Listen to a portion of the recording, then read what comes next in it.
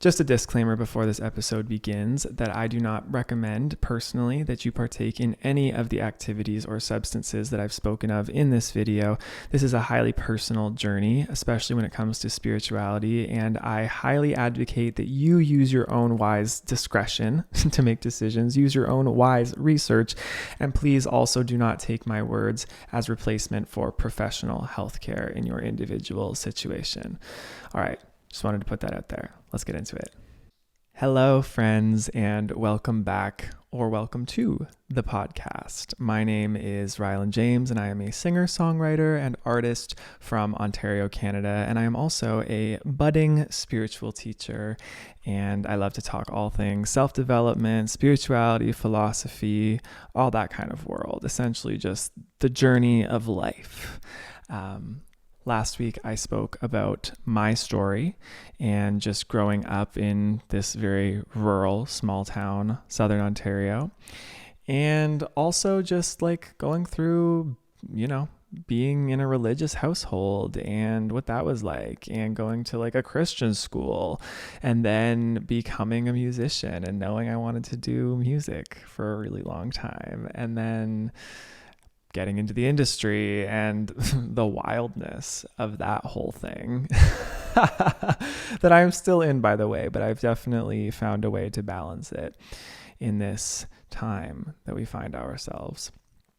So yeah, that was more of a like practical life story. This episode is going to definitely be more like the spiritual side of things, which just that word itself, I feel like evokes a lot of things in people. It evokes religious imagery. It can evoke like ooh-woo, stuff like that. It can evoke, psychic mediumship. It can just evoke so many images for people.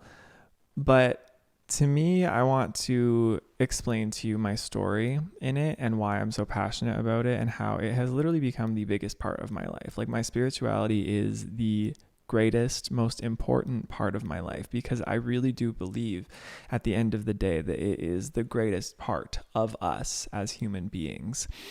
And we'll get into that. But I want to take it back to the very beginning and tell you about my spiritual history, how I grew up, how I was always very spiritual through religion, and yeah, we'll just get right into it. So I grew up in a very religious family, generally. I guess the denomination that I grew up was Pentecostalism, Pentecostal Protestant Christianity. Now, I say that loosely because I think with Protestant Christian belief systems, they sort of all like overlap, and there wasn't like a super strict adherence to like the Pentecostalism. It was mostly just like Christian, like many denomination Christian, Protestant, just it wasn't Catholic, which a lot of people in Canada are. So I grew up in that. From like the moment I was born, I was learning about Jesus, and I was learning about God, and I was learning about how everything had to do with like heaven and hell and angels, all that kind of stuff. So from a very young age, being taught to believe that there's this spirit world, there's this beyond world, there's this physical world that we all live in and have our human life in, but there's also this other place beyond, like up in the sky somewhere or far beyond where we are, in another realm. So yeah, I know a lot of people don't have that experience. I learned that later in life that, not everybody grew up with spiritual belief systems. So that was actually something I'm very grateful for, even though, and we'll get into this, even though there were so many things that I had to unlearn in this faith system that I was brought up in. On my mom's side specifically, her mom's side grew up in like a very, very religious sort of Southern Christianity, almost like Baptist, I would say, but just like a very Southern mentality. And what I mean by that is very like the charismatic sort of Christian movement. So like televangelism and just these very how do I explain it? Like the faith speaking and televangelists just generally, who would have like camp meetings that were just wild. Like people passing out in the Holy Spirit and getting drunk in the Spirit kind of thing. And this is also like Pentecostalism, like speaking in tongues, like all of that really out there type stuff that I know even some other Christians that I grew up with are like, what are you talking about? Like, what is all that? But to me, that was normal. And that was actually, it was like exciting because it was just this like, to me at the time, like aliveness that there was to all of that. Now, I went to a Christian elementary school as well. And so every single day of my life, I was learning about Jesus and God and how to be a good Christian, how to be a good person, how to be right in the eyes of the Lord. And, you know, I took that very seriously. I was such a perfectionistic child. I wanted to just please others. I wanted to be good. That was my greatest thing in life, is I just wanted to be good. I just wanted to be like good in the eyes of others and in the eyes of God most of all, because I also learned this thing within religion, and it was like directly, overtly, but also indirectly through just the whole attitude within the religion that, you know, you couldn't be blessed by God if you were sinning. You couldn't be blessed by him, and he would be deeply disappointed in you if you were sinning and if you were doing things that were considered to be bad. So I made it my life goal to just do everything right, do everything good, according to the Bible and according to the authorities around me. Now, another thing I want to mention is that I also very much believed in like entities, spiritual entities, so angels and demons. And, you know, me and my sisters were made to believe this by the adults in our lives and by, you know, family. And there are certain family that still very much believe in this kind of stuff. And I sort of like, I do to an extent to this day, and I'll get into that later as well. But as a child, you know, that's scary stuff, like thinking that there are demons around and that you can invite things. And like, again, you know, I wasn't allowed to watch Harry Potter. I wasn't allowed to watch like The Wizard of Oz because there were spirits and demons and all that stuff. Like, we were very sheltered as kids within the Christian faith. So like anything considered spiritual outside of Christianity, anything that could be demonic or that could invite Satan in, was just a no-no. It was a no-no. We did not go there. And so I think the intention by the adults was to protect us, to protect our spirits, protect our hearts. But in reality, what it actually created in us was just this fear, and an unwarranted fear at that, a fear of exploration and a fear of the outside world. And it caused us to just box ourselves in to this one way of thinking that we just believed was the way. It was the only way and the right way because it was told to us. What else would you think as a kid? You have no other context for life outside of that. So yes, everything that I did was religious, and it was to do with this spirituality of Christian religion. Everything I sang, everything I did, like there was a point where I was the dilemma was, am I going to become like a secular singer or a Christian singer? Because there was also such a taboo around like the secular music world, and that just being full of spirits and demons and Satan trying to get the young kids, because, you know, the whole thing. If you know anything about Christianity, if you know anything about the current state of that, you can see it in just comments all over the place of people just saying like it's the devil and the devil's gonna get them, and they're just like making deals with the devil, and you know, they're lost, they're just sheep. Like, these are a lot of the things that Christians will say. I've noticed just in my general travels, and I grew up with this, and I preached this a lot of the time. To complicate things even further with growing up in Christianity, I was queer my whole life, but I just like, I never let myself experience that fully because of the religion and because of also social expectations, societal expectations. So, you know, I was always attracted to like same sex, and but I was attracted to opposite sex as well. Like, I was attracted to all different types of people. But I do remember, like, I specifically have this memory of when I was like 6 years old, being in like a Walmart and seeing this boy, and I just had that feeling. I had that feeling that just like goes through you like electricity. And it was just almost like that feeling you get when you sort of get like a crush or a bit of an obsession with somebody. Like, that was the feeling. I just didn't know what it was. And I wasn't able to like connect it to like a like a relationship or like a actually liking someone kind of a thing, because I was conditioned to believe that was wrong. Like I didn't think that boys and boys could be that way. I just thought like it was girl and boy. So yeah, that was interesting. And for the rest of like my childhood and teenagehood, that's just how I thought of things. I would have, I would have attraction to same sex, but I just never like associated with, I was completely dissociated from it is the best way to explain it. And I would like willfully try to make myself more attracted to opposite sex. And I would try to like ask for forgiveness constantly for being attracted to same sex. Like anytime I'd have that urge, I was like, oh no, that's just sin coming up in me. That's temptation. That's Satan. That's like a demon trying to get me kind of thing. And that's how I was made to believe it to be. And of course I couldn't speak to the adults about this in my life because they all just thought like I was straight and, I was such a good kid, and they'd always just preach against homosexuality, like within this Christian school I went to, within church, within my family. It was like blatant, outright homophobia. And I just went along with it. And I was homophobic as well, like completely homophobic because it was within me. And I was trying so hard to get out of it that I was like overcompensating by like fighting against it. So yeah, just like confused, very confused about sexuality growing up because of this religion. And who knows, that could be a whole episode as well, just talking about my journey of being like in the LGBTQ plus community and the religious trauma that came from that. Religious trauma is almost its own episode, so I won't get into that too much. Just the spiritual journey, the spiritual awakening journey.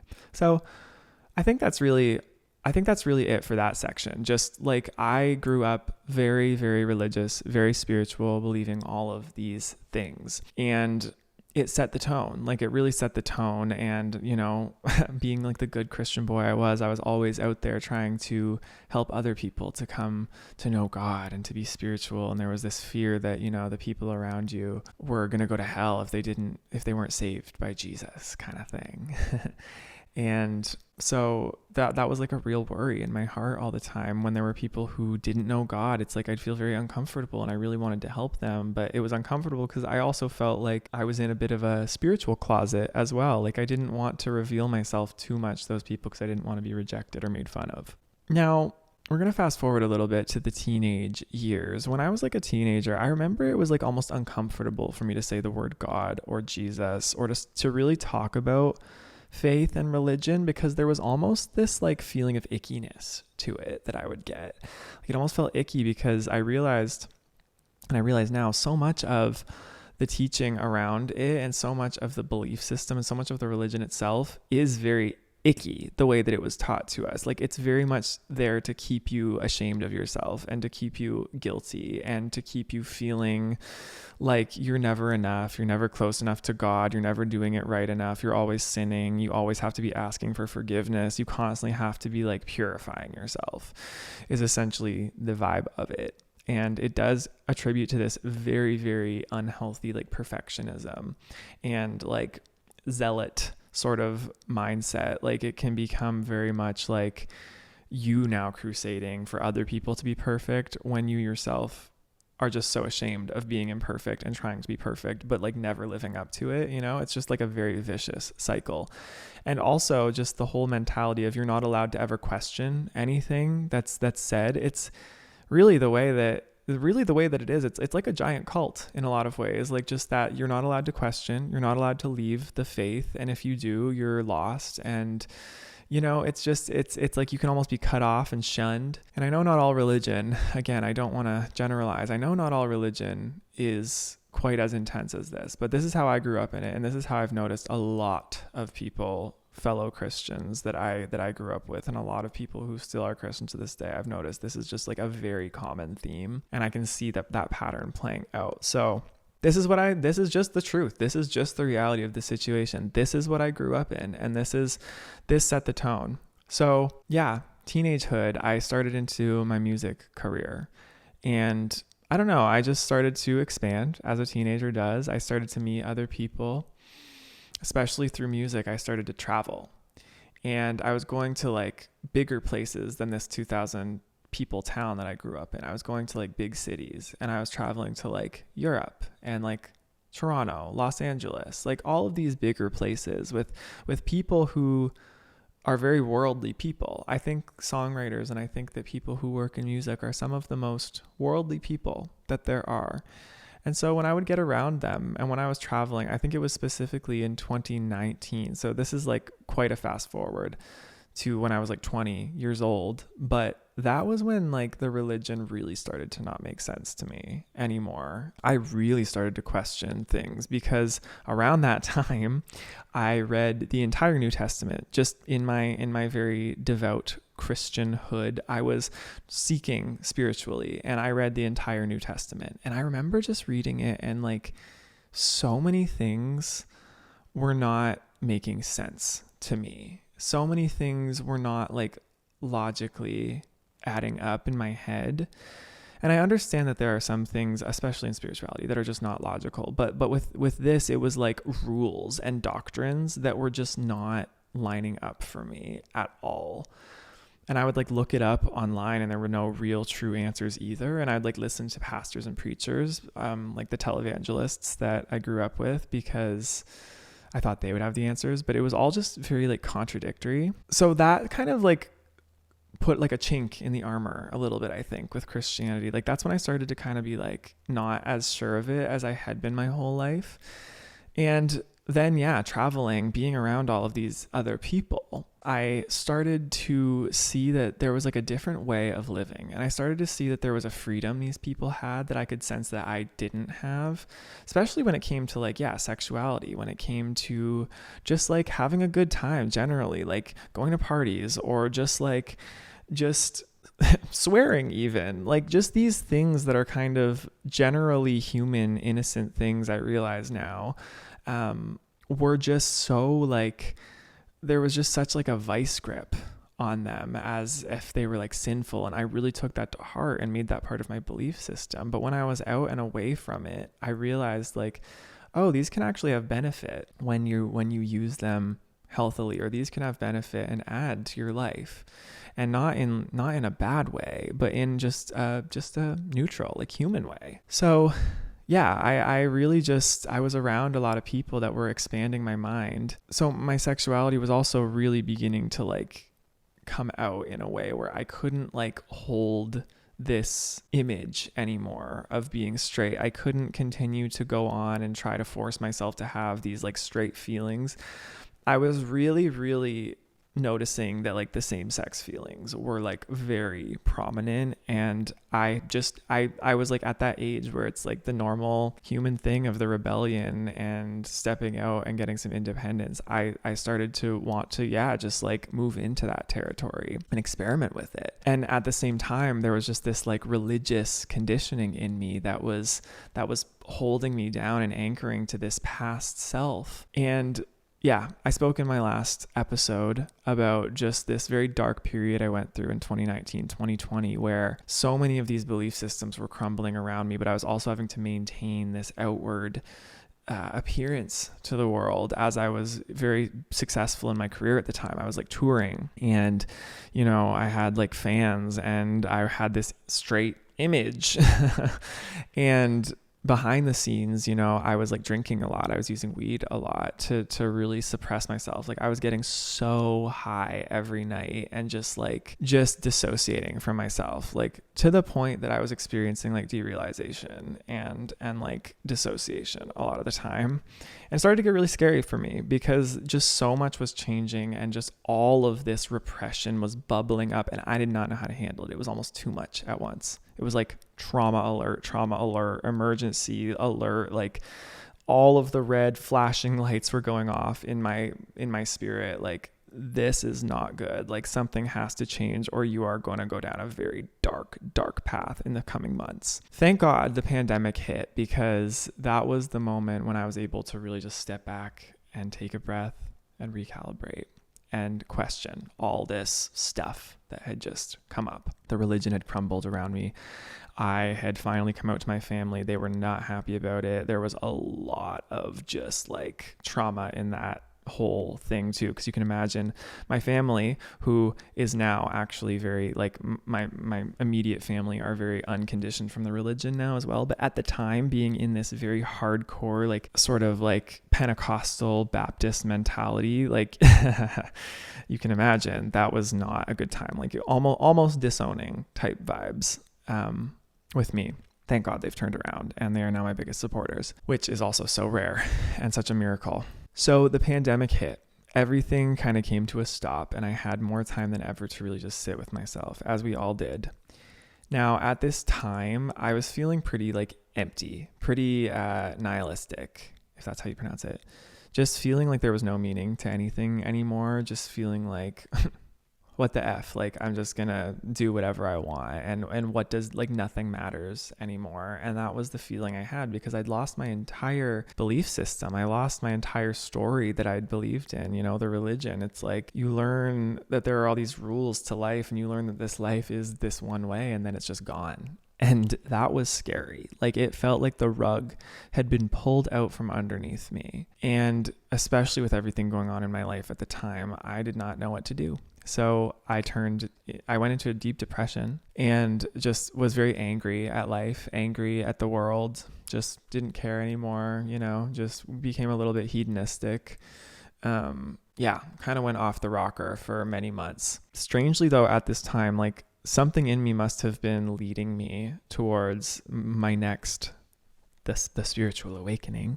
Something in me must have been leading me towards my next spiritual adventure, because around this time, just, it was coming up on my phone, and I think it was like a worldly influence as well, but I was starting to see more stuff about like meditation. And I had been practicing a little bit of yoga as well, but I was seeing like meditation and yoga and how good these were for you. So I kind of started to experiment with meditation. At first it was very difficult.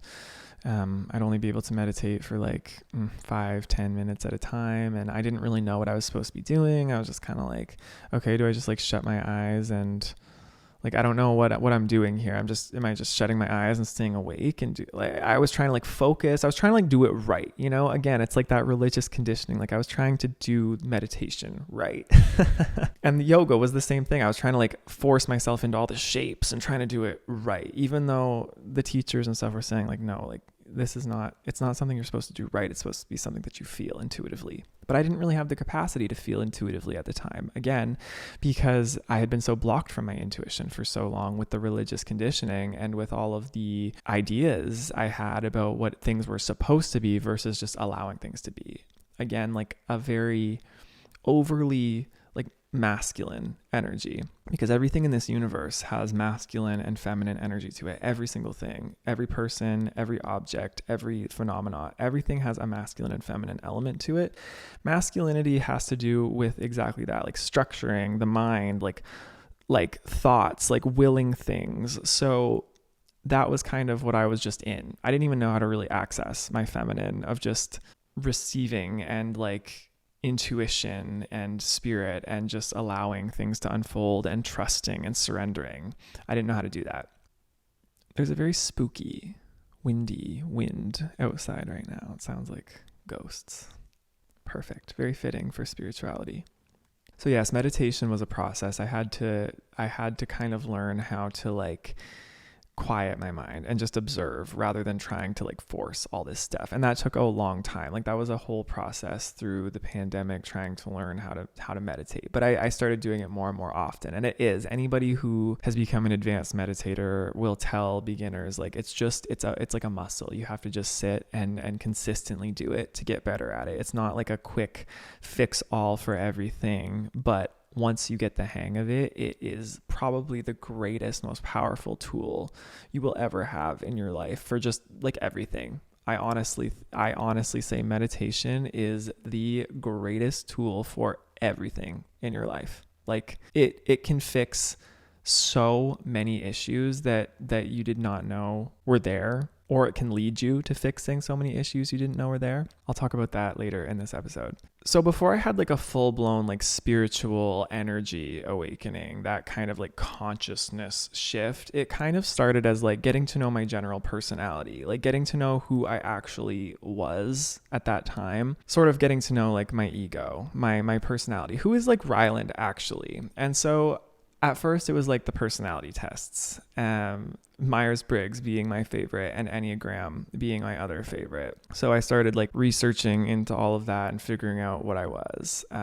Myers-Briggs, INFJ, Enneagram 1. So that was kind of like my identity for a long time. Like, ooh, okay, I'm INFJ and I'm 1, and I know that.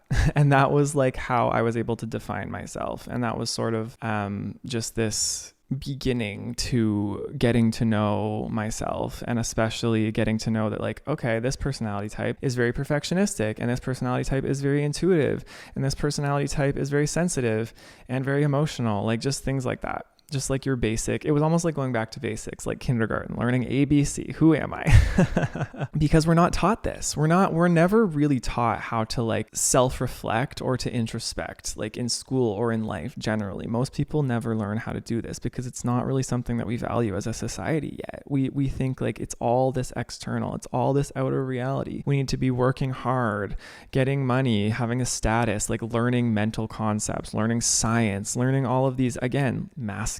This is all masculine energy, external, doing, acting, thinking, having the will to push forward, all of these things, extremely masculine, which are very necessary, but when unbalanced can cause a lot of damage. It's so interesting. Even as I'm telling this story, it's so hard to focus in on like a linear storyline because it's not linear. This is another thing you'll learn about spirituality. It's all cyclical. It comes in cycles. Like a lot of things come around in a spiral that starts as a small spiral, but then gets bigger and bigger. And you'll continue to revisit certain concepts or certain situations over and over again in different ways. And that's kind of what my life has been. So I feel like I'm almost going in like circles trying to tell all of this. It's not linear. So just getting that out of the way too. Like this is probably going to be kind of all over the place, but I'm following my intuition and I'm taking you where I think we need to go. So, okay, I have these general self concepts of like personality theory. Okay, cool. This is what I am, but it's all still very much like, this is my identity. I do yoga now. I do meditation now. I am an INFJ. I am a 1. I am like sanguine, melancholic, like just everything. Like you start to like look into all these theories of personality, and you're still trying to label yourself. You're still trying to create an identity, and this is the ego. So the ego, I look back now and I realize my ego was starting to shift, but it was also coming into a time where it was needing to die a little bit, and it was needing to shed some layers. So now we're going to move into some of the more mystical spiritual experiences on the path. One of the greatest catalysts to my awakening was meeting my boyfriend, Ryan, who I really do believe is my soulmate. I met him in June of 2020, so a few months into the pandemic. And it was the most like synchronistic, meant to be event of my life up to that point. We had been talking for months on social media, and there was just something about him. I don't know why, but there was just something about me that felt very drawn to him. I just felt very like, I don't know. There was something different about him than anyone else I'd ever spoken to. And so we planned to meet up in the city just to hang out and chat and to meet each other in person. And so we did after one of my recording sessions. And it was just one of those like things where it felt like we'd known each other for the longest time. Like it felt like we just knew each other weirdly, and it just clicked, and we like talked for 7 or 8 hours that night. We both were into so many of the same things. We both were kind of going through a similar sort of spiritual like awakening or initiation. We both were just so on this wavelength, and like the synchronicities. And by the way, if you don't know what a synchronicity is sort of like a coincidence, but it's a coincidence that just has like a meaning to it, that you can sense there's a meaning, and it usually happens over and over again. So it'll be like certain events that happen around the same time, like seeing repeating numbers, for example. the same repeating number often can be thought of as a synchronicity, or like hearing a song on the radio that you were just thinking of, or, running into a person that's been on your mind all of a sudden that you haven't seen in years. Like these are types of things that can be considered synchronicities. And with Ryan, meeting him, it was like the synchronicities around me were everywhere. Like I started seeing certain types of animals. I remember one time when we were hanging out, like I said something about an echidna, like the animal echidna. I mentioned like an echidna, and then we watched a movie that night and there was like one of the main characters was an echidna. Like so random. And that same night I was talking about this movie. I was like, oh, what's that movie with like the characters who are like the emotions inside her head? And I was sitting there on a bench and there was this group of people across the way, and they started like just talking about things. They hadn't been listening to us. They didn't even like acknowledge we were there. And then the girl's like, it's like that movie like Inside Out. And I was like, oh my God, what?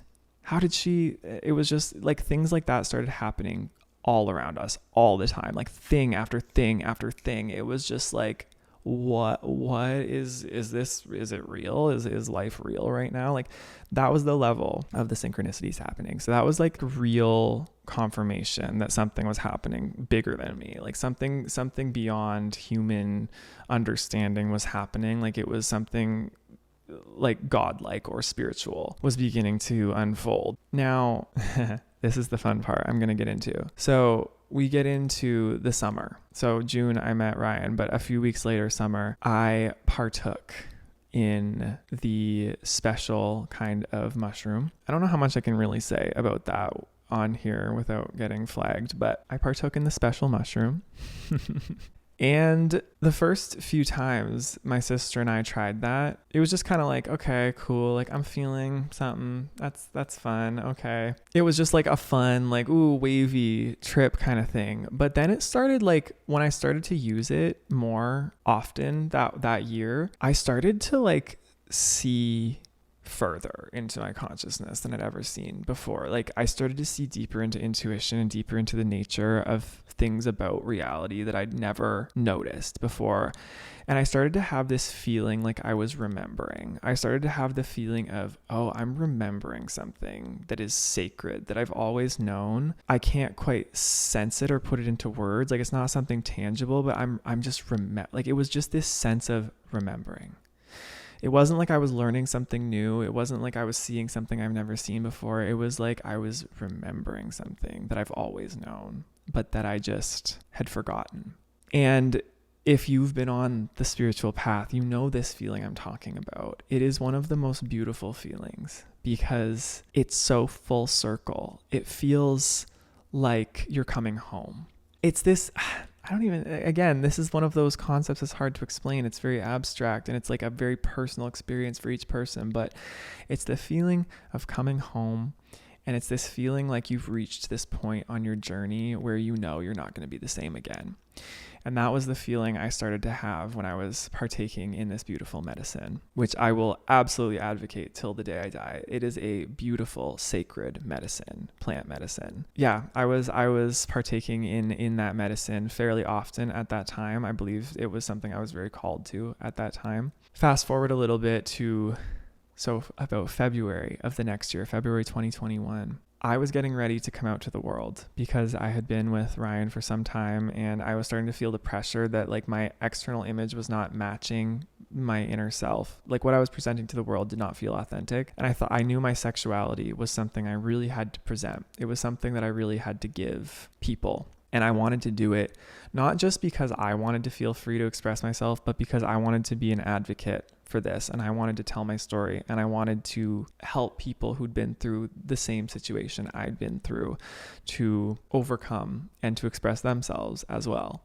Around this time, I decided to do a very large dose of this medicine I've been speaking of, this special mushroom. The largest dose I'd ever done. Big one. A hero dose, if you will. And oh my goodness.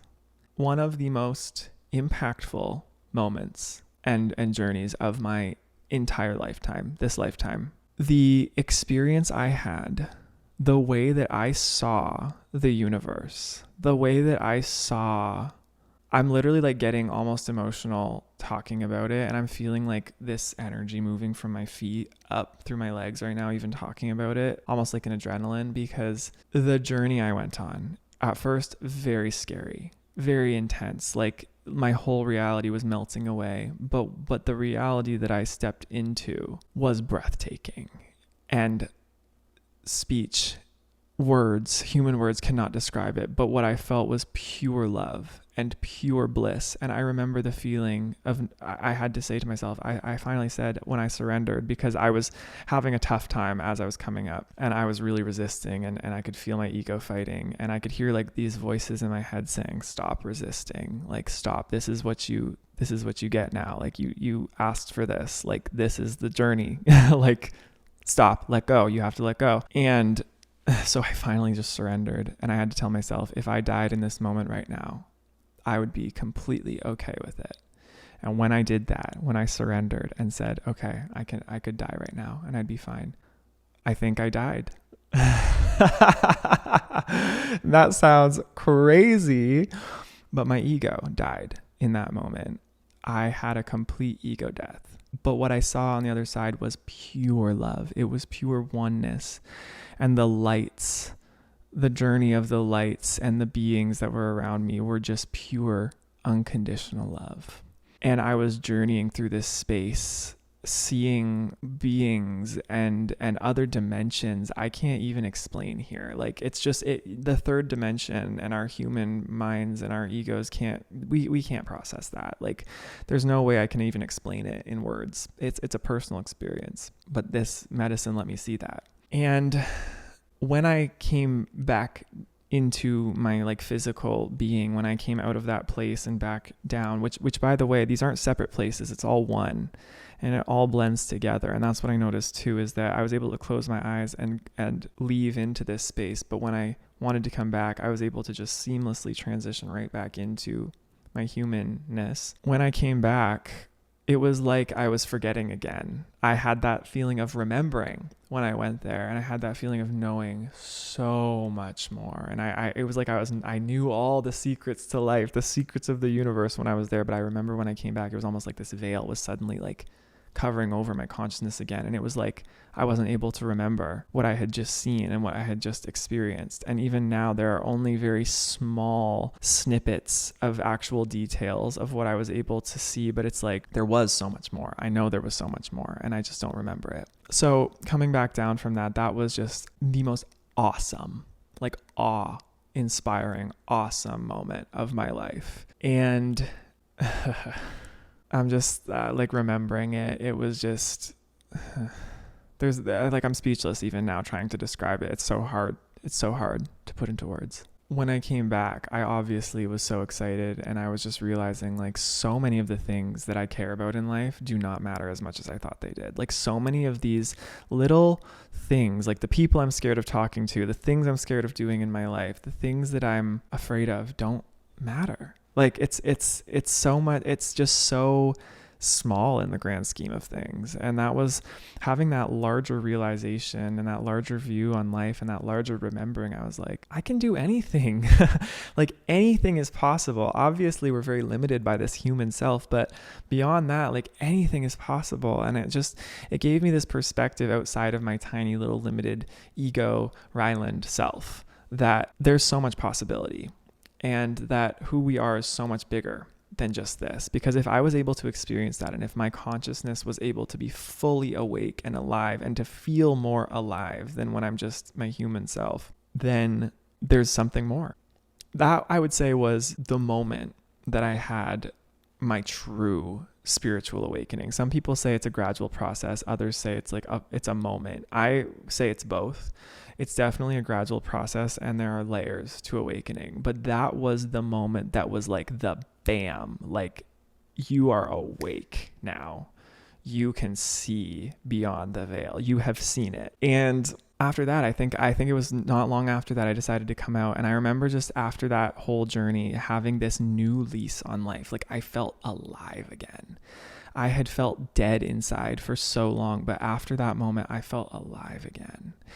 And I began to just do things that I had been scared to do, like come out to the world and like just be silly and childlike again and like just share my joy online. And I went through like a beautiful, beautiful summer of just lightness and freedom. And that was one of the greatest moments of my life was that year and those months after that full-blown awakening. Like I don't, even looking back now, I think that was the lightest I've ever felt. So as things go in spirals, as things can never stay the same, they never do. That's the constant changing nature of our reality. I moved from my family home to Toronto, and this is another synchronicity. So as Ryan and I were looking for apartments to live in, we actually found an ad for the exact same apartment that he had lived in when we met, that he had moved out of. It came back up for lease like a year later. And we were just, when we were deciding to move in, the exact same one popped back up and we moved into it. we moved into it. We moved to Toronto. I'd always wanted to move to Toronto. My career was taking place in Toronto and I just wanted to like live in the city and live away from home. It was my first time living away from home as well, away from my family. This was a challenging time for me. I won't lie. I did not like living there. I didn't like living in the city. I look back and there were some really important moments that I needed to learn there, but I did not like it. It was very restricting, very limiting. And I didn't realize until I was there how much I missed like nature and how much I missed just like quiet and family. And so much of what that time was just like being out and like drinking and just like ego and trying to put on an image and just buying and spending. And it just felt like I was in like a capitalist hellscape in a way. And being stuck in this little tiny like 600 square foot apartment all the time, 10 floors up with no real view of anything. Like my view was other apartments. Got really depressing for me. And especially with the nature of my job, I was at home a lot. I wasn't able to, like I wasn't super busy at the time. I was doing some studio stuff and some writing sessions, but it was all still on Zoom. It was still kind of the pandemic. So I was stuck. I was very isolated, very restricted. And I kind of regressed a little bit spiritually at that time. I regressed and I started to feel just that anxiety and depression, and I was drinking a lot. And it got really bad. It got to like some really dark spaces. I got into some dark places in my head being in that place. And we just realized like it wasn't for us after some time. And so towards the end of the lease, we were getting ready to move. We wanted to move. We knew we wanted to, and we were planning on it. Around this time, I had picked up the book, The Power of Now by Eckhart Tolle at Walmart, like a year prior to that, but it had sat on my shelf. And just at this moment in time, I decided to open it up and take a peek and to read it. And in the beginning of the book, he mentions like, this book will find you when it's meant to, and you will read it when you're meant to, when you can understand it. So I started reading it and I was enthralled by it. Like I got it. Like when I was reading it and it made sense to me, and it was like, oh my gosh, this is the missing piece. This is the missing piece to what I've been needing for so long. Like I had been so in my mind racing, trying to get ahead, succeed. Like I never knew how to actually be present. And presence was that thing I'd been missing. I didn't know how to actually just be present in the moment. And reading this book I started practicing it all the time. I was in the city all the time and I was walking around and I just started to feel bliss. Like even when I was in like the most miserable of places, even when I was in places where there was no nature, even when I was in places where it was loud, and even when there were like miserable people around me, I was able to find that present bliss. And when I put that effort into doing that, it was just like an epiphany to me. I didn't realize I could do this. I was like, you can do this? Like you can override your mind and you can just sit in this if you stay consistent enough and if you stay focused enough. Just such a beautiful awakening at that moment too. So that to me was the next layer of my awakening. That was a huge one. And I started practicing that presence everywhere I went. And I started to feel that childlike giddiness again come back, that lightness, that freedom that I spoke of earlier. And it felt like being a kid again. But this time I didn't need any kind of influence. Like I didn't need any kind of medicines or influence or any kind of alteration in consciousness to do it. I could just do it on my own. So I went with this and spent many months doing that. I started to find more works of art that related back to this. I remember going to a show right after starting to read that book, Aurora, she's one of my favorite artists, and she is such a spiritual being. She is fully like enlightened, and she gets it. You can tell in her music and in her lyrics that she understands the nature of things. And I had never heard this song of hers before when she sang it live, but it was Infections of a Different Kind. And in the song, she mentions, if there is a God, he would probably turn his face away because of just the way we are as humans. And so she says, essentially in the song, like, who cares if there's a God? Be God in the shape of a human who walks this world, and create that for yourself. And I remember being at that show and watching that and being just like gobsmacked, because it was a principle that had been in Eckhart's book. And my heart was just so open. Like, I was just gobsmacked by it. When she said those words, be God in the shape of a human, it was so healing for me, because I grew up believing God is this separate thing from us, believing that God is this being in the sky who just has his will, and that's that. And we are just the humans, the lowly peasants that are at the mercy of that will. But understanding through Eckhart and through Aurora that no, God is you and is me and is everything all around us and beyond that, like beyond into the infinite, to the wordless, to the soundless, to just the only real thing that can describe it is I am. I am is God. God is all and everything. And we are not separate from that, even though we live in a world that makes it seem as though we are. And we are, that's the paradox. We are separate, but we are not. We are one, but we are also the ones.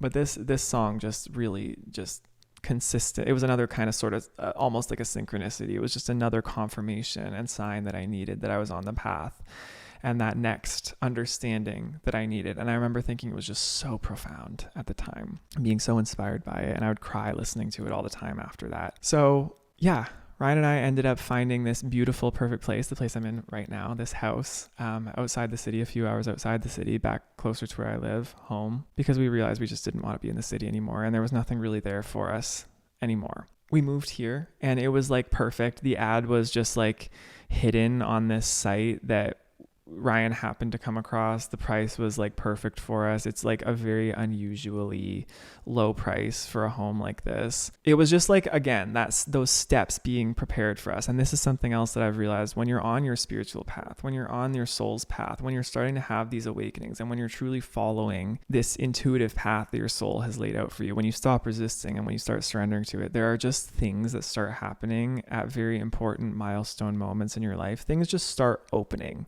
Doors start opening that you don't even really have to try that hard to open. They just are these perfect scenarios that you're like, how did that happen? I don't even understand how that came to be, but here it is. And that was like this home for us. And around this time, I started going through another bit of like one of those regressions, where I started to feel a lot of fear and anxiety come up. And I started to realize the way I was sharing online and my identity as a musician and as like being a singer was starting to really feel like something I had to sustain more than something that I loved to do truly. And TikTok and social media were just becoming more and more aggressive and in our faces after this pandemic. Like, it was just the competition and the cutthroat rat race for posting content was just getting so much. I just felt like what I was sharing was not like what I was going through. I felt like I was trying to share something that wasn't actually like authentic. Like, I wasn't passionate about what I was sharing. I felt like I was just sharing because I had to keep up with this competition and to keep up with like business and to get ahead kind of thing. Sorry, little tea break. Nettle tea, by the way, great for spring. Great for getting a little spring in your step, as they say on the package. So I took a little bit of a hiatus from social media. I stepped back and I just said like, okay, I'm going to take a break and I'm going to really dive into myself because I need to. It was dark. I like, this is the next darkest period in my life after that early 2020, late 2019 situation I told you about, like after the religious crumbling. Now we're moving into the dark night of the soul. This is the dark night of the soul where things got really, really difficult and strange for me internally. I was going through a 12th house year. If you're into astrology, this is like a side note. If you're into astrology, there are these things called perfection years. And we have 12 houses in our astrology, and each year is a different theme depending on the house of the like perfection year.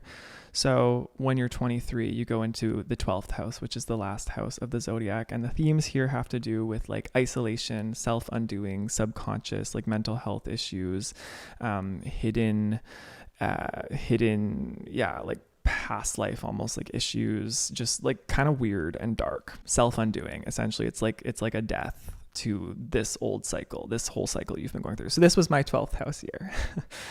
And it very much related to that. I felt very isolated away from everyone in this home, moving out of the city. Like I really didn't have very many people I was connected to at the time. I was just kind of like here in this house a lot and on my own. And there was just so much like fear and anxiety and existential crisis coming up for me. Like it was scary.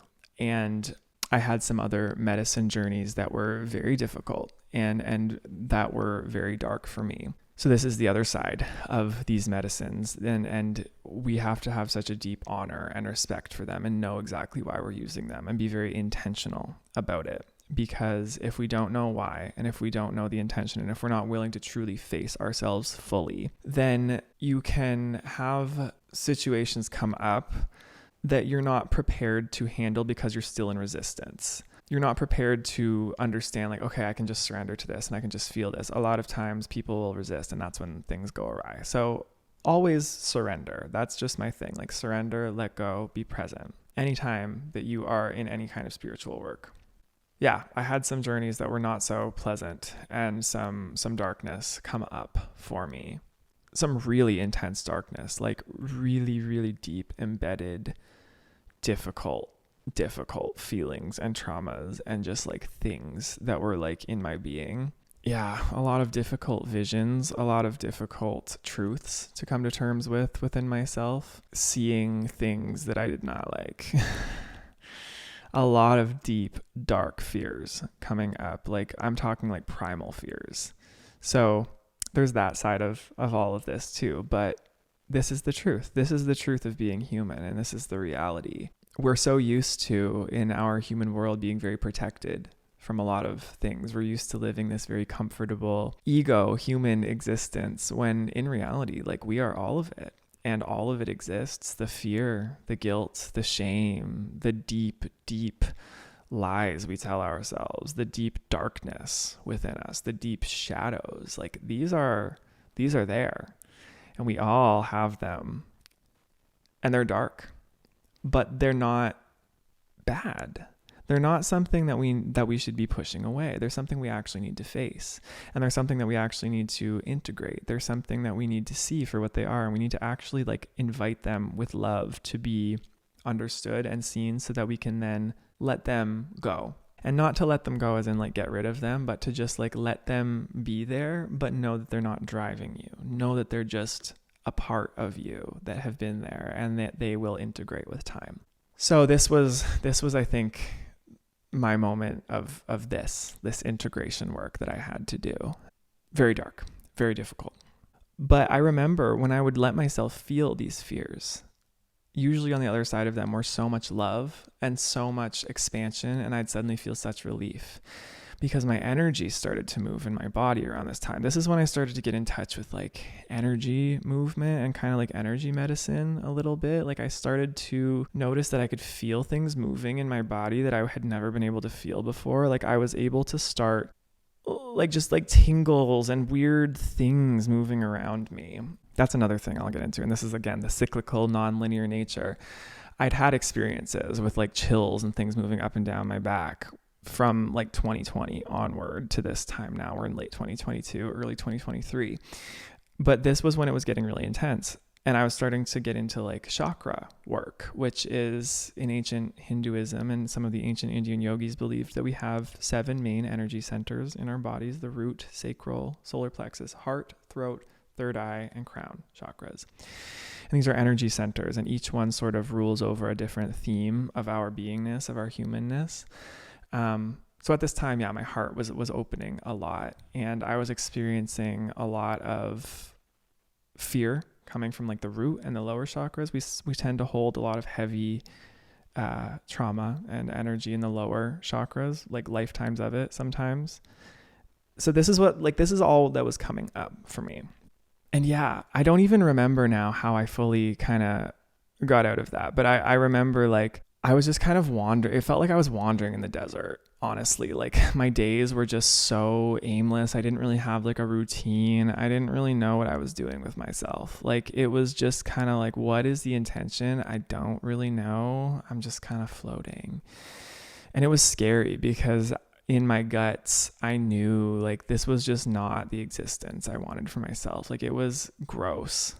But in early 2023, there was just this shift of energy. I don't know what it was, but suddenly one day I remember waking up, and there's actually a video I posted that day on Instagram of I just felt alive again, and I felt ready. Like I had been thinking about it for some time through the dark period. Like I want to start posting spiritual content, and I want to start posting like teaching, and I want to start sharing like inspiration with people. I don't want this to just be about like me and my music career and like the product I'm selling. I want this to actually be like helpful. I want to dedicate my life to something bigger than just like success and music.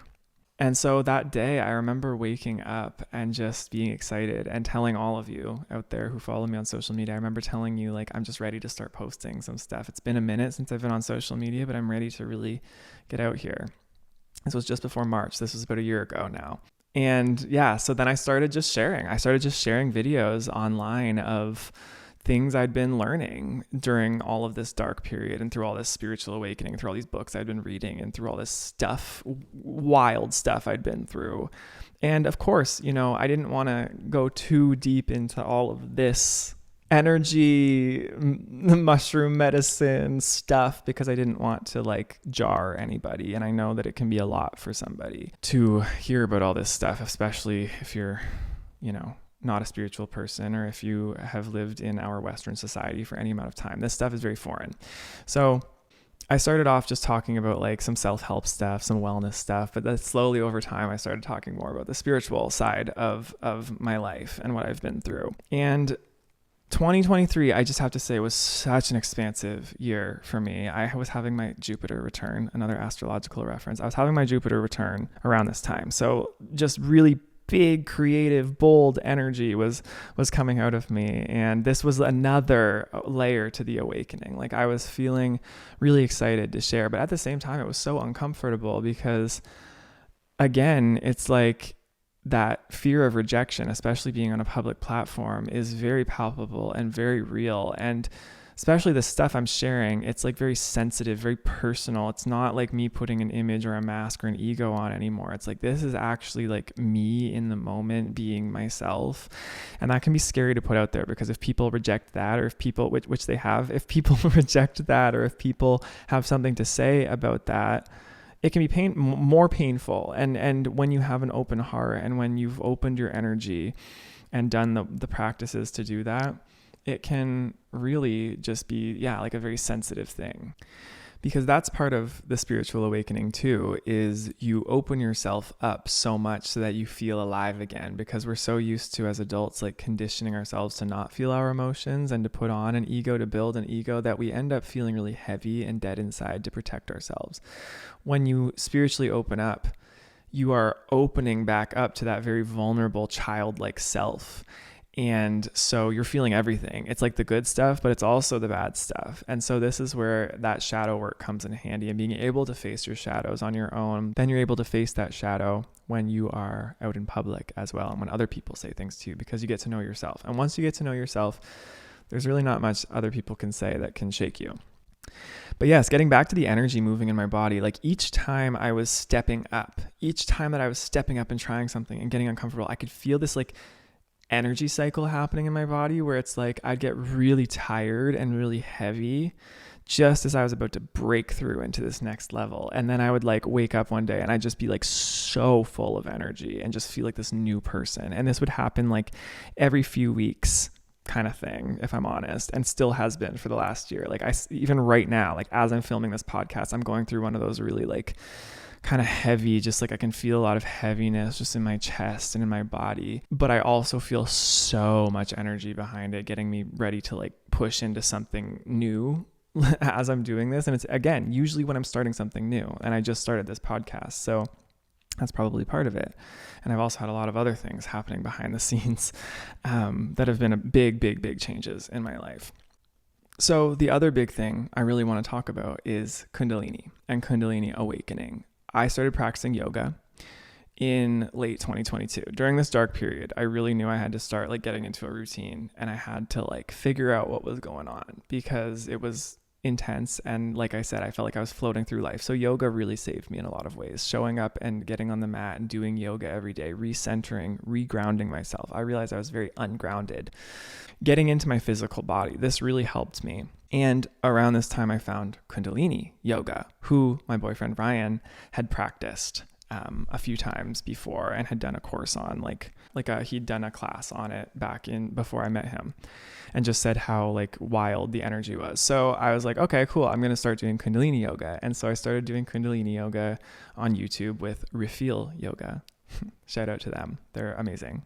And I was just doing like Kundalini a lot of the time. And I could feel the energy of those chakra points in my body, like going up and down and moving and all this stuff.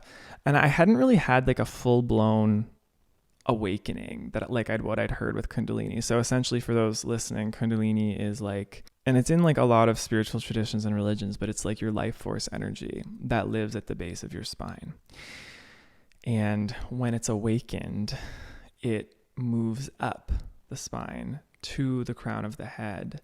And that is supposed to technically be like enlightenment. You are enlightened if your life force energy has moved up through the 7 chakras to the crown, which is the highest point and which is like the doorway to the greater consciousness, to greater oneness.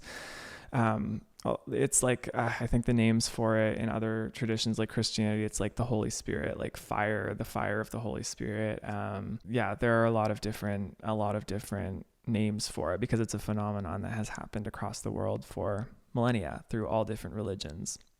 I'd had definite like experiences of all my energy centers lit up and I could feel it and it was almost out of body. But one night I remember after doing Kundalini yoga, I was meditating and I was laying in my bed and it was like late at night and I was just meditating really deeply. And I'd been meditating for like hours a day during this time. It was May last year. And I was laying there meditating and I felt it. Like I felt it start to rise and I was like, oh, it's happening. It's happening. I felt it coming from my root. And then it started coming up to my sacral, but I had so much blockage in my sacral. Like, again, I told you, I've had so much issue with my sexuality and with guilt and with religious trauma and shame growing up. So that's centered in the sacral, the 2nd chakra and the 3rd chakra, the solar plexus. So as it started to reach these points, it started to get really uncomfortable and it almost felt like blocked, but it was still trying to push. And so a ton of trauma was coming up in my body. And I remember it reaching my heart and it was just like a lot. And then I tried to calm myself down. And I was like, okay, I've got it to a certain point. I'm going to go to sleep now. Tried to go to sleep. I think I woke up like an hour later. I felt like out of reality, almost like, I don't want to like scare people, but almost like psychotic. Like that's how intense, like it was coming up to my head and it was just like, I felt like delusional and I just felt like I was having some kind of like break with reality. I will be honest. So this is why, and I don't want to scare anybody because this process is beautiful, but this is why it's important not to get too ahead of yourself when you are wanting to awaken, because that's what I wanted to do. I wanted to awaken it so badly. But when it did, I wasn't actually fully prepared for it to rise up through me. And this is the thing, like it will happen for you when it's meant to happen for you, but this is what a lot of the ancient yogis would do. The whole point of doing Kundalini yoga was to prepare the body for it, not to actually like raise it, but to prepare the body's capacity for it, because it does go through your nervous system in a way where it is more intense energy than what you are used to feeling. Like it is spiritual, divine life force energy that lives in all of us, that all of us are, like we all have it there. But to the human ego, the ego does not like it because it means death to the ego and it means death to the old self, and your life will change completely when it rises and when that energy starts to work in you. So this is what happened to me, and it was just before my tour as well, which is wild. Thankfully, I'd been like on a spiritual journey and I was able to control it. Like I say, I was very delusional. I was fine. Like it was really only a day that I was like this and felt so out of sorts because I was able to ground myself. I was doing practices to just really ground, like, okay, let's just like take a minute and take a break from this. And so that's what I did. So yeah, not to scare you because it's a beautiful experience. And the next day I remember feeling so light and like all that heavy energy that had been in my lower body had been cleared. But the process itself was not easy and it was difficult. And again, this is another one of those realities with spirituality is you're going to face everything and it's not going to be easy. It's not always going to be easy. It's going to be really uncomfortable and really challenging at times. But it is the most truthful and authentic expression of who you are. And your ego will convince you a lot of the time not to do this because it does not want to be put on the back burner. It does not want to die, essentially. This personality, this human conditioned self does not want to lose itself. And so it'll convince you not to do the spiritual thing because, that's scary. That's too much for me.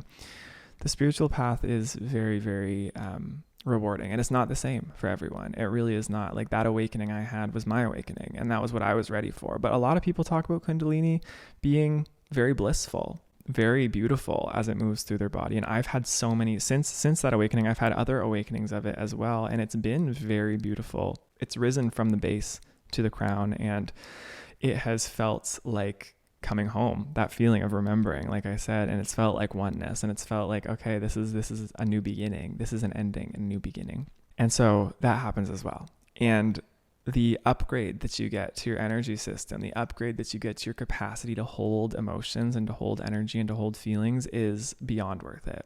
If you do go through something like this, know that I've been through it and I came out the other side and I feel better and more on track than I ever have in my life. So even if it is a very difficult, trying experience, the spirit will only give you what you can handle at that time, essentially.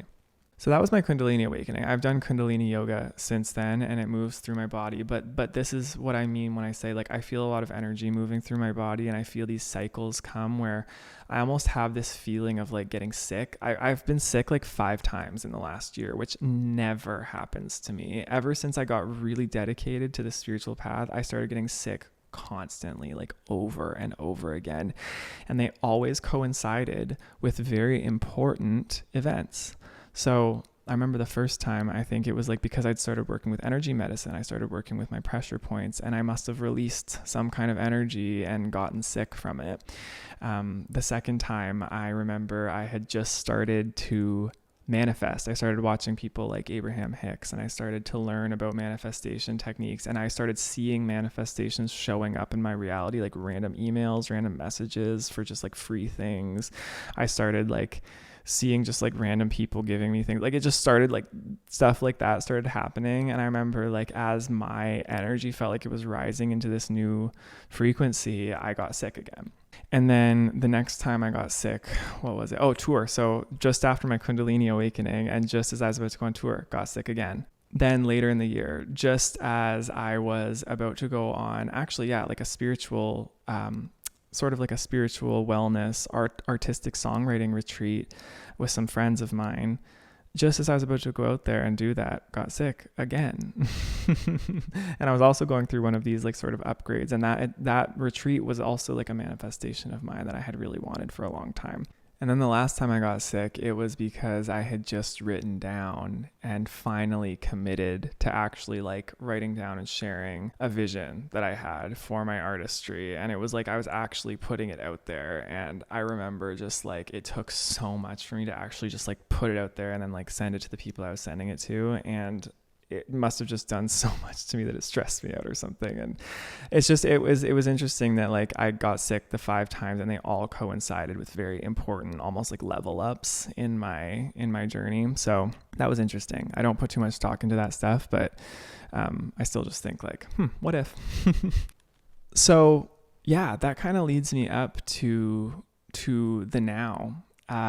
A lot of my songwriting too in the last many months, like all the songs I've been writing have been based on this journey and have been about my self-transformation, learning to be present, like going through the darkness and the light. I'm planning on releasing that music this year, hopefully. There've been a lot of, it's interesting again, like I've been really pushing to do this and to push in myself. Of course, with the way that the industry is, there's definitely sometimes blocks to that, but yeah, I'm really, really hoping to do that. So the music I'm making now is very different from the stuff I made before. It's very much in line with all of this stuff I'm sharing and speaking about and talking about here with you. It's just very like very honest and genuine to my emotional experience through all of this. It's just talking about like being present, being alive, being in love. And I'm excited for that because I feel like the world definitely needs that right now.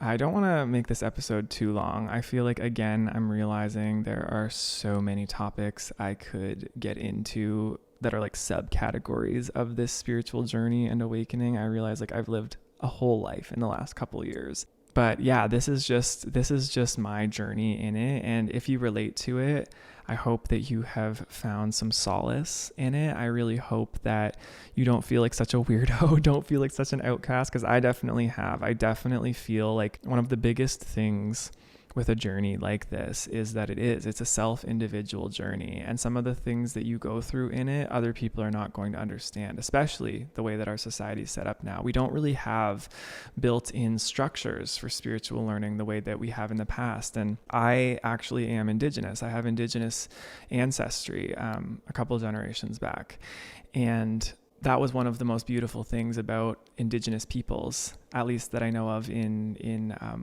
the Western world, in North America, is that there's such like a storytelling and such a spiritual basis to life built into that culture. So yeah, people like shamans, people like healers, people like energy medicine and like witch doctors, that type of thing. Those types of people exist. And we don't have that as much in this society, or we don't take it as seriously because we're so, again, that masculine Western sort of like science-based, which again, like beautiful, beautiful practices, and we need that, but we've lost that feminine spirituality. And you know, it comes from things like colonization and religious domination and this intolerance for anything that does not agree with what, you know, the powers that be say is. But it's so powerful. There is nothing more powerful than a person who has awakened to the self that is greater than them, somebody who has awakened to something beyond themselves, and somebody who understands that the human self is temporary, but the spirit lives infinitely and eternally and endlessly. It does not go anywhere. It just changes form. It just becomes something different. It's sort of like, I like to use the Avatar. Like if you've seen Avatar: The Last Airbender, you know, the Avatar, all the avatars, they're different people, but that same avatar spirit, that same spark is within each of them. And that's like us. We are that spark is who we really are. It's not this human self. This human self is us for this incarnation and this experience. But beyond that, you know, we're literally just like the universe. We are the universe, and we are all part of that one, all that is the mystery, the great mystery, the mystery that we don't understand. And it's a mystery that has a will of its own, and it has a much greater intelligence than us. And so to question or to try to figure out what that mystery is just, it's futile. And essentially at the end of the day, all of this experience that I've mentioned set aside, what I think spirituality really comes down to is it just comes down to what is it that your soul wants to experience? What is it that what lights up your soul? Like, what is that path that you came here for? Why do you do what you do? Why are you here in this human body? Why did you decide to come here? Because I believe we all did. I believe we all decided to come here. And I believe that we all are here because we intended to be here.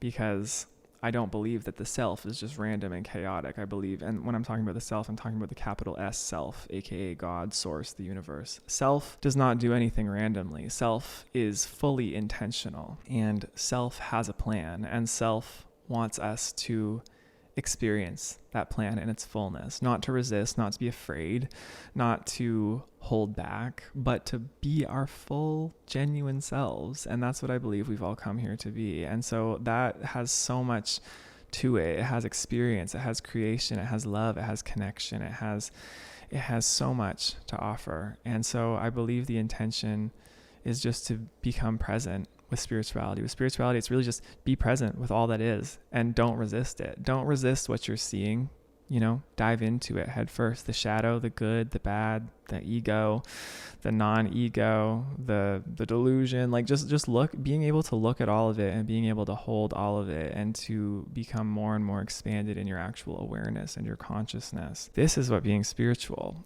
is. It's about just opening really, and seeing it all and accepting all of it and understanding that it is a mystery and very paradoxical, and that so many truths exist at once. Nothing is black and white. Nothing is set in stone. It's all gray, and it's all just one big old ride, baby. So yeah, that's what it's about. And you're going to face challenges, you're going to face difficulties, but you're also going to face some of the most beautiful, loving, some of the most expansive, some of the most beautiful moments of your life through it, because that's what being alive is. It's all of it, and the human spirit can handle all of it. That's why we're here once again. So yeah, this episode definitely was a roller coaster for me. I feel like I was just on another one of those medicine journeys I was speaking of earlier, just even talking about it. There are, again, so many details I could go into, so many topics that I could speak of in future episodes. I could speak on shadow work. I could speak on, my journey with energy and Kundalini and chakras. I could speak on my beliefs in, other beings beyond and other dimensions. But I'll just leave it to the basics, and I'll leave it to the more just authentic truth of my genuine experience. Like, this has been my genuine lived experience, and all of that other stuff doesn't matter as much. My intention with this really is just to open up whoever of you is listening and make you feel seen, or to invite you to explore your own spirituality, your own self. And it does not have to look like mine. It can be within a religion. It can be, I know lots of people who still practice Christianity, lots of people who Jesus is like their guide. And I really do believe Jesus is a guide for people. I really do believe that all of these religious figures like the Buddha and Muhammad and Jesus and these ancient yogis, I believe they still are around us. I believe that they are, ascended masters who have risen up into, dimensions beyond ours that we don't understand yet. And I believe they're around. I believe they're guiding us. I believe we're never alone. I believe that we have all kinds of guides and loved ones who've moved on, and people who have other missions in other realms to help us. I believe in all of that. And I believe that it's all love at the end of the day. I really do believe that we come here so that we can experience contrast, we can experience darkness, we can experience negativity, but that only allows us to understand the truth, which is love, and the truth, which is the oneness and the bliss and the light that holds everything together. Because without the darkness and the negativity, we would not understand that light. We would have no context for it. And that's why I think coming here, being human, facing the darkness, being brave, and experiencing all of this wildness and this chaos, the reason that we come here to experience that is so that we can know love more deeply than anything else. I think other beings are probably envious of us that we get to come here and that we get to experience that and see that. So that's your positive perspective shift today, especially if you're going through a rough time, because I know this world is going through a very challenging time right now. But I believe that it's doing its shadow work. I believe that it's looking at its shadow. I believe the earth itself, we as a collective human species, we are looking at traumas and issues that have been there for a long time. And it's finally all just bubbling to the surface.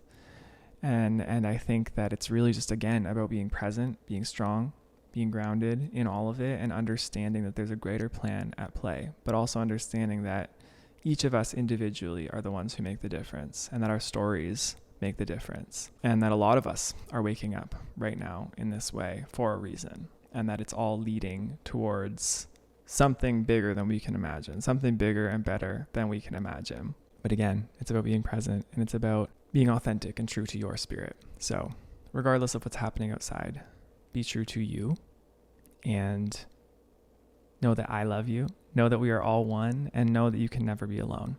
Yeah, I think I'm going to leave it there. I would love to talk about this more. As you can see probably from my eyes, if you're watching this, and hear from my voice, I'm so passionate about this because I understand the power of it.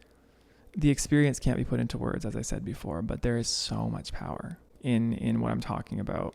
And if you know, you know. And if you don't know, I really do hope that in your time and when you are ready, that you also get to experience the things I've been through in your own way.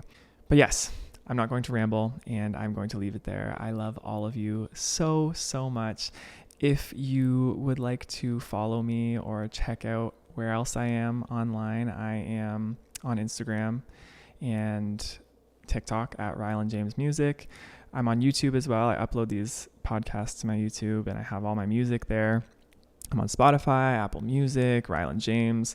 I have a Twitter. I never use it, but it's there. And I also just opened actually like a little tip jar in my link tree, so you can donate if you enjoy the podcast or if you enjoy my content. It really does help me a lot, but do not feel obligated. And that's that. I will see you next time, and I am wishing you all the best on your journey. I love you so much.